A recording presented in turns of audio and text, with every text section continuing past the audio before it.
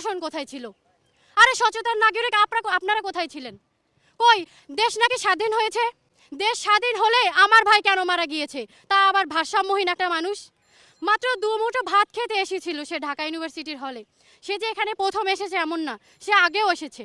সে ভারসাম্যহীন ছিল কারণ তার বাবা মারা গিয়েছে, কয়েক বছর পরে তার মা মারা গিয়েছে, তারপরে তার একমাত্র বড় ভাই ছিল তিনিও মারা গিয়েছে গত বছর ক্যান্সারের জন্য। এখন সে বেঁচে ছিল। এত কিছু, এত একটা মানুষের জীবনে সব থেকে কাছের মানুষ যদি মরে যায় তখন ওই মানুষটা পাগল হবে না কি হবে?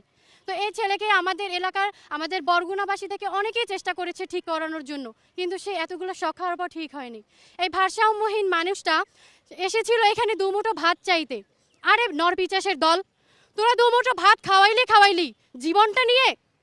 তোদের লাগলে 5টা 6টা মোবাইল চুরি হয়েছে, কই তোদের মোবাইল চুরি হয়েছে তাতে সর্বোচ্চ কত লাখ হবে? 2 থেকে 3 লাখ। তো একটা মানুষের জীবনের মূল্য কি 2 থেকে 3 লাখ হতে পারে? এটা আমার বোধগম্য নয়।